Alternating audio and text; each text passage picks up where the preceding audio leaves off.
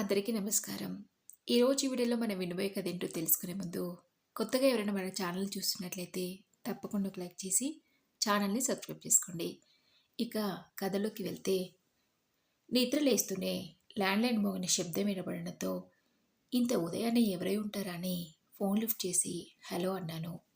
అవతల నుంచి నమస్తే మేడం, ఆశ్రమం నుంచి శ్రీనివాస్ని మాట్లాడుతున్నాను. మీ నాన్నగారు రూమ్ ఎప్పుడు ఖాళీ చేస్తారు?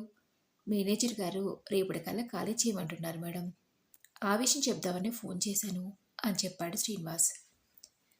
ఆ మాటలు విన్న నాకు వెంటనే నాన్నగారు గుర్తొచ్చి నా కళ్ళు నీటితో నిండుకున్నాయి.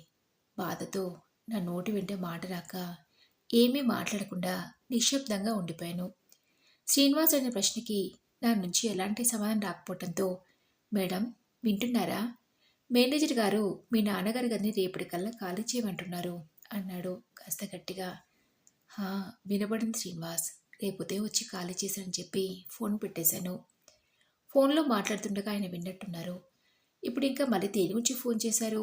ఆశ్రమం నుంచి అన్నారాయన కాస్త వెటకారంగా. అందుకు నేను మా నాన్నగారి గదిని ఖాళీ చేయమని చెప్పడానికి ఫోన్ చేశారు. ఖాళీ చేసేస్తే ఆ గదిని వేరే వాళ్ళకి కేటాయిస్తామంటున్నారన్నాను. అందుకైనా ఏమున్నాయట అందులో ఖాళీ చేయడానికి? ఏవో పాత వస్తువులు ఉండుంటాయి. వాటి కోసం మళ్ళీ అక్కడి దాకా వెళ్ళాల నువ్వు? వాళ్ళనే వాటన్నిటి అవతల పారేయమనక అన్నాడు. ఆయన ఎప్పుడు మా నాన్నగారి గురించి మంచిగా మాట్లాడాలనుకుని నేనేం మాట్లాడకుండా గదిలోకి వెళ్ళాను. ఆయనకు చెప్తే వెళ్ళనిస్తారో లేదోనని ఆఫీస్లో పర్మిషన్ తీసుకుని మధ్యాహ్నం లంచ్ అయ్యాక నేరుగా ఆశ్రమానికి వెళ్ళాను. మేనేజర్తో మాట్లాడి గది తాళం తెరిపించమన్నాను. అక్కడ సిబ్బందిలో ఎవరో ఒకతను వచ్చి నాన్నగారి గది తాళం తీసి లోపలికి వెళ్ళమన్నాడు. లోపలికి వెళ్ళి నాకు ఎప్పట్లాగే నాన్న బెడ్ మీద పడుకొని ఉన్నట్టు కనిపించి మాయమైంది. గదంతా చిందరవందరగా ఉంది. నాన్న బట్టలు, బ్లాంకెట్, ఆయన చేతి కర్ర, నాన్న పడుకునే బెడ్ పక్కనున్న చిన్న టేబుల్ మీద అమ్మ నాన్న కలిసి దిగిన ఫోటో, ఆ పక్కనే అల్మారా, దాని మీద ఒక చిన్న సూట్ కేస్. వాటన్నింటి చూసేసరికి ఒక్కసారిగా నా గుండె బరువెక్కింది. నేను ఎప్పుడు వెళ్ళినా బెడ్లో పడుకొని నేను రావటం గమనించి, అమ్మా అమృత, నీ గురించి ఎదురు చూస్తున్నానమ్మా, ఇవాళైనా వస్తావో లేదని అనుకుంటున్నాను. ఏంటో 2-3 రోజులకు ఒక్కసారి నేను చూడకుంటే మనసంతా అదోలా ఉంటుందమ్మా. ఎన్ని పనులున్నా ఈ నాన్న కోసం ఒక్క 10 నిమిషాలైనా వచ్చి వెళ్ళండమ్మా అని నాన్న కనిపించకపోయేసరికి ఎలానో అనిపించింది. చిన్నప్పుడు నాన్నతో ముడిపడి ఉన్న జ్ఞాపకాల కన్నా ఆయన చివరి క్షణాల్లో అప్పుడప్పుడు ఆయనతో గడిపిన రోజులు ఎక్కువ గుర్తొస్తున్నాయి. అమ్మ అమృత అని నోరారా పిలిచాను గొంతు. ఇక నేను ఎప్పటికీ వినలేనని గుర్తొచ్చి బాధతో నా గొంతు మూగపోయింది. వరండాలో అటు ఇటు వెళ్ళే వాళ్ళ అలకిడికి నన్ను నేను కంట్రోల్ చేసుకుని నాన్న సామానంతా ఒక పక్కగా పెట్టుకుంటూ వచ్చాను. అరగంటలో దాదాపు ఆ గదంతా ఖాళీ చేసేసాను. చివరగా నాన్న సూట్ కేసు తీసి అసలు అందులో ఏముందని తెరిచి చూశాను. అమ్మది పెళ్ళిరోజు నాటి పట్టుచీరతో పాటు నాన్న పట్టుపంచ, వాటి కింద బ్యాంక్ పాస్బుక్, నాన్న డైరీ, ఓ లెటరు కనిపించాయి. డైరీని ఉత్తరాన్ని చేతిలోకి తీసుకుని వాటిని ఒకసారి గట్టిగా నా గుండెలకు హత్తుకున్నాను. ఆ ఉత్తరంలో నాన్నేవి రాశారో ఏంటో అని ఆతృతగా తెరిచి చదివాను. అమ్మ అమృత, ఇక మీదట మీ ఆయనకు భయపడుతూ ఆఫీస్లో పర్మిషన్ తీసుకుని నా దగ్గరికి రావాల్సిన పని లేదమ్మా. ఇక మీ నాన్న మీ అందరి నుంచి శాశ్వతంగా సెలవు తీసుకుంటున్నాడు. అమ్మ అమృత, మీ అన్నయ్యలకు చెప్పమ్మా, నా దశదినకరంలో అయ్యే ఖర్చు కోసం లెక్కలు వేసుకోవాల్సిన అవసరం లేదని. ఈ ఉత్తరంతో పాటు బ్యాంకు పాస్బుక్ని కూడా పెట్టానమ్మా. అందులో ఓ ₹1,00,000 దాకా ఉన్నాయి. ఆ డబ్బులతోనే నా దశదినకరంలో జరిపించాలి. నీ గుర్తుందా అమృత? మీ అమ్మ పోయినప్పుడు 10 రోజులు ఓ పెద్ద పండుగలా జరిపించాం. ఊరందరినీ పిలిచి భోజనాలు పెట్టాం. నా ఆఖరి కార్యం కూడా అంతే ఘనంగా జరిపించాలనేది నా చివరి కోరిక అమృత. మా అమ్మ నాన్నలకి నేను ఒక్కగానొక్క కొడుకునని నా నామకరణం, ప్రతి సంవత్సరం నా పుట్టినరోజు, పెళ్ళి, ఇలా నాకు సంబంధించిన ప్రతి శుభకార్యం చాలా ఘనంగా జరిపించారటమ్మా. చావు కూడా అలాంటిది కదా మరి. అందుకు ఒకవేళ మీ అన్నయ్యలిద్దరికీ అంత సమయం లేదంటారేమో. నువ్వైనా దగ్గరుండి జరిపిస్తావని ఆశపడుతున్నాను అమృత. మరిక ఉంటాను తల్లి. ఇట్లు మీ నాన్న హరిశ్చంద్ర. నాన్న నాకు రాసిన ఉత్తరం చదివాక ఏడుపు ఆగలేదు. ఆగకుండా కన్నీళ్ళు వస్తూనే ఉన్నాయి. నా దశ దినకరంలో జనిపించడానికి మీ అన్నయ్యలకు సమయం ఉంటుందో లేదో నువ్వన్న దగ్గరను జరిపించమ్మా అమృతన్న మాటలు నా మనసుకి చాలా కష్టంగా అనిపించాయి. నాన్నను చూసుకోవడానికి మాకు సమయం లేదని అన్నయ్యలిద్దరూ అన్నప్పుడు ఆయన ఎంత బాధపడి ఉంటారో. నిజంగా అన్నయ్యలిద్దరూ నాన్న పట్ల అలా ప్రవర్తిస్తారని నేను ఎప్పుడూ అనుకోలేదు. కనీసం నేను కూడా నాన్నని పక్కనే ఉండి చూసుకోలేకపోయాను. భగవంతుడా, ఏంటి నా పరిస్థితి అనుకుని ఉత్తరాన్ని పక్కన పెట్టి నాన్న డైరీ 2 చేతుల్లోకి తీసుకున్నాను. మరొక డైరీ చదవటం పద్ధతి కాదు కదా అనిపించి పక్కకు పెట్టబోయాను. మళ్ళీ ఒక క్షణం ఆగి, అయినా ఇప్పుడు నాన్న లేరు కదా, చదివితే తప్పేంటి అనుకుని తెరిచి చూశాను. మొదటి పేజీలో పెన్సిల్తో డ్రా చేసిన అమ్మానాన్న చిత్రాలు కనిపించాయి. వాటినోసారి నా చేతితో తడిమి ఒక్కో పేజీ తెరిచి చదువుతూ పోయాను. నాన్న తన రోజువారీ జీవితంలో జరిగిన ప్రతి సంఘటన గురించి అందులో రాసుకున్నాడని అర్థమైంది. నాన్న జీవితంలాగే డైరీలో కూడా చివరి పేజీ అయిపోయింది. చివరి పేజీలో మాత్రం, లక్ష్మి, ఇక నా వల్లటం కావటం లేదు. నేను నీ దగ్గరికే వచ్చేస్తున్నాను. నువ్వు లేకుండా 10 సంవత్సరాలు నరకం అనిపించే లక్ష్మి. ఇన్నేళ్లలో నిన్ను తలుచుకునే క్షణం లేదు. 4 పిల్లలున్నారు. మనకేం తక్కువండి అనేదానివి. మనకు 4 పిల్లలున్నా అందులో ఏ ఒక్కరికి ఇలాంటి పరిస్థితిలో ఉన్న నీ నాన్నని చూసుకునే సమయం లేదు లక్ష్మి. ఎంత అల్లారు ముద్దుగా పెంచే వాళ్ళందరినీ. చిన్నప్పుడు వాళ్ళు నా గుండెల మీద కూర్చుని ఆడుకుంటుంటే తెగ సంబరపడిపోయేవాణ్ణి. కానీ ఇప్పుడు అవే గుండెల మీద తన్ని వాళ్లకు నేనేమీ కానట్టు దూరంగా, ఇదిగో ఈ దిక్కు మొక్కు లేని ఈ అనాథాశ్రమంలో పడేసా లక్ష్మి. అది నేను భరించలేకపోతున్నా. పిల్లలు నన్ను కాదన్నప్పటి నుంచి నాకు బ్రతకాలనిపించట్లేదు లక్ష్మి. బలవంతంగా ప్రాణాలు తీసుకోవాలనుకున్నాను. నా వల్ల కాలేదు. అందుకే ఆ భగవంతుడి పిలుపు కోసం ఇన్నాళ్ళు ఒక జీవోత్సవంలా బ్రతికాను. నాకు తెలిసిపోయింది లక్ష్మి, ఇంకెన్నో రోజులు నేను బతకనని. చిన్నప్పుడు పిల్లలు ఎన్ని తప్పులు చేసినా తల్లిదండ్రులుగా మనం వాటిని క్షమిస్తాం. వాళ్ళు బాగుండాలని మనం పడరాని కష్టాలు పడతాం. ఇప్పుడు నాకు ఇలాంటి గతి పట్టించినా ఇంకా మన పిల్లలందరూ బాగుండాలని కోరుకుంటున్నాను లక్ష్మి. ఎందుకంటే నా అలాంటి పరిస్థితి పగవాళ్ళకు కూడా రావద్దు. కడుపున పుట్టే వాళ్ళున్నా నా అనేవాళ్ళు లేకుంటే ఎవరూ లేని అనాథగా బతకడం కన్నా బాధాకరమైన విషయం ఇంకొకటి ఉండదు లక్ష్మి. అందుకే అని రాసింది. నాన్న రాసిన చివరి పేజీని చదివాక ఇక నా గుండె ఆగిపోతుందేమో అనేంత బాధ తట్టుకోలేకపోయాను. అన్నయ్యలకు బుద్ధి లేకుంటే నాకేమైంది?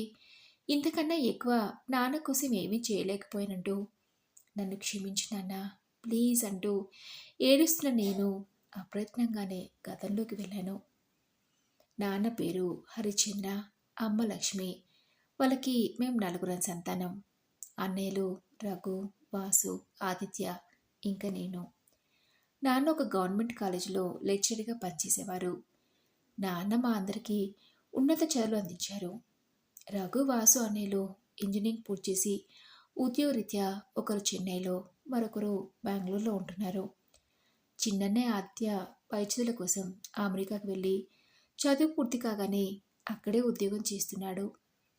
నేను హ్యూమన్ రిసోర్స్ మేనేజ్మెంట్లో పీజీ పూర్తి చేసి హైదరాబాద్లోని ఒక కంపెనీకి హెచ్ఆర్గా పనిచేస్తున్నాను. మా అందరికీ మంచి సంబంధాలు చూసి పెళ్ళిళ్ళు జరిపించారు నాన్న.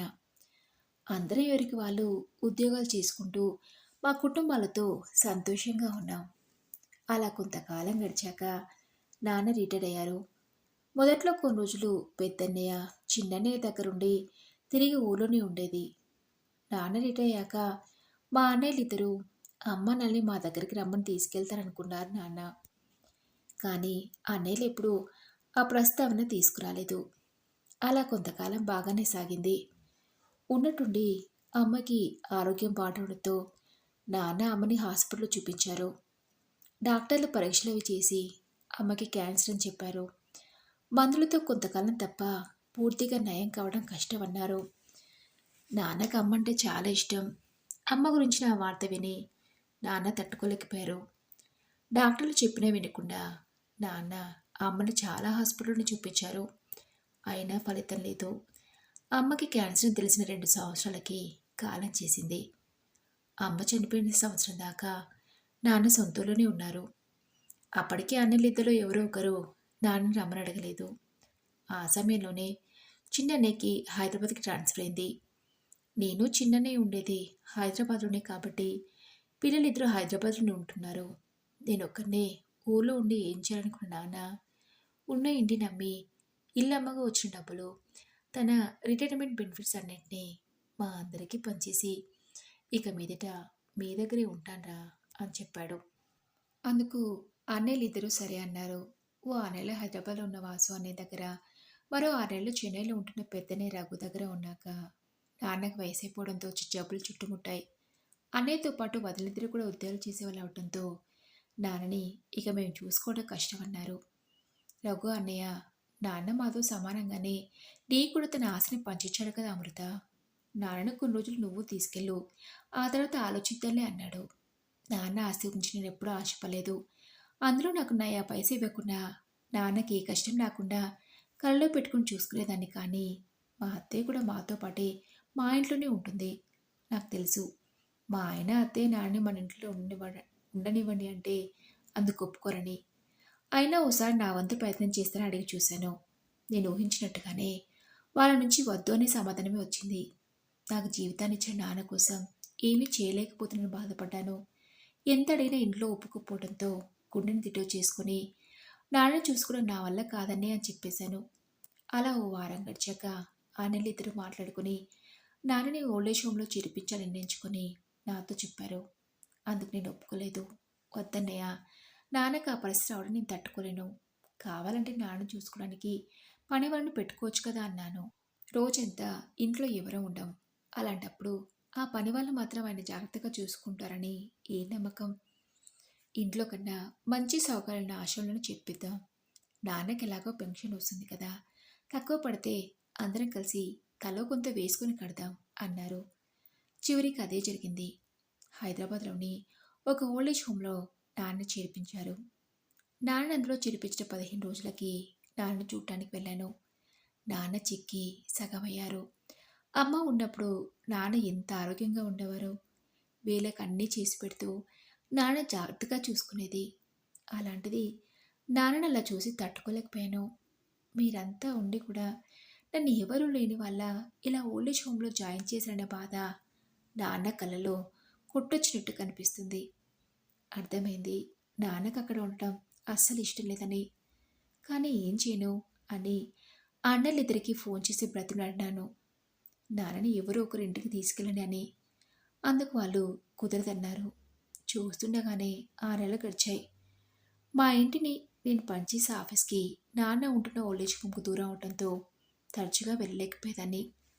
అలా ఒకసారి నాన్న చూడటానికి నేను వెళ్ళినప్పుడు నాన్న నాతో, అమ్మ అమృత, నేను ఇక్కడ ఉండలేకపోతున్నానమ్మా, ఏదో ఒకటి చేసి నన్ను ఇక్కడి నుంచి తీసుకెళ్ళమ్మా అని ఆయన నోరు తెచ్చి అడిగారు. ఆ క్షణం నాన్న విషయంలో ఏమీ చేయలేని నా నిస్సహాయతకి నా మీద నాకే అసహ్యం వేసింది. ఈసారి ఎలాగైనా నా భర్తని అత్తయ్యని ఒప్పించాలని, వాళ్ళతో మా నాన్న లాంటి పరిస్థితులు చూడలేకపోతున్నానని మన ఇంటికి తీసుకొస్తానని అడిగాను. అందుకు నా భర్త, అత్తగారు, మీ అన్నయ్యలకు లేని పట్టింపు నీకెందుకు అన్నారు. ఒకవేళ మా నాన్నకి నొక్కదాన్నే కూతున్నైతే అప్పుడు నాన్న బాధ్యత నేనే తీసుకుని ఉండేదాన్ని కదా.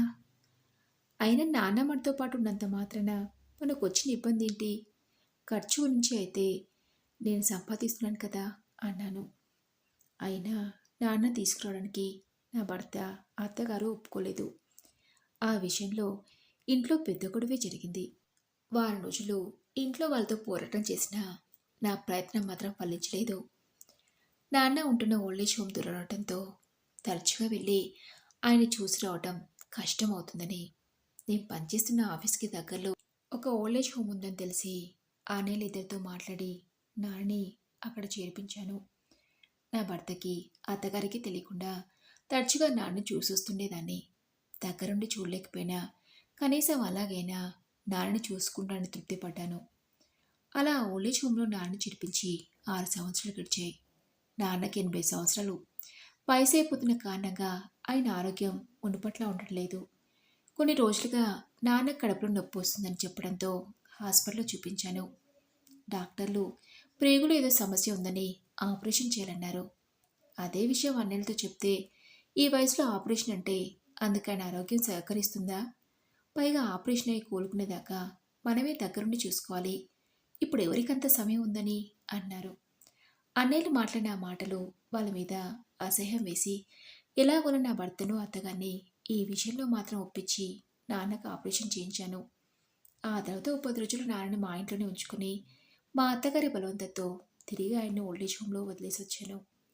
నాకు తెలిసి నాన్న చాలా కాలం తర్వాత సంతోషంగా ఉన్నది మా ఇంట్లో ఉన్న ఆ 10 రోజులు అనిపించి ఆయనకు ఆ సంతోషాన్ని శాశ్వతంగా ఇవ్వలేకపోయానని బాధపడ్డాను.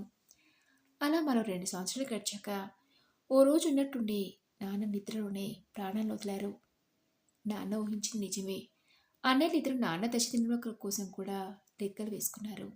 అది ముందే ఊహించిన నాన్న తన ఆఖరి కార్యక్రమాల కోసం డబ్బును బ్యాంకులో జాగ్రత్త చేశారు. నాన్న ఇంతకాలం అనుభవించిన బాధను తన డైరీ ద్వారా చదువుతున్న నాకు నాన్న నా పక్కనే ఉండి చెప్పినట్టు అనిపించింది. నాన్నకి నేను కూతుర్లా కాకుండా మరో కొడుకులా పుట్టి ఉన్నా ఆయనకి ఈ పరిస్థితి రానిచ్చేదాన్ని కాదేమో. ఎందుకంటే తల్లిదండ్రులను చూసుకునే విషయంలో ఆంక్షలు కూతుర్లకి కానీ కొడుకులకు కాదు కదా అనుకుని నాన్న గదిని ఖాళీ చేసి ఆయనకు సంబంధించిన వస్తువులు తీసుకుని తిరిగి వెళ్ళిపోయాను. మరి ఇదండి రోజు కథ. ఈ కథపై మీ విలువైన అభిప్రాయాన్ని నాతో కామెంట్ బాక్స్లో షేర్ చేసుకోండి. అలాగే ఈ కథ మీకు నచ్చితే తప్పకుండా ఒక లైక్ చేసి ఛానల్ని సబ్స్క్రైబ్ చేసుకోండి. మరొక మంచి కథతో మళ్ళీ కలుసుకుందాం.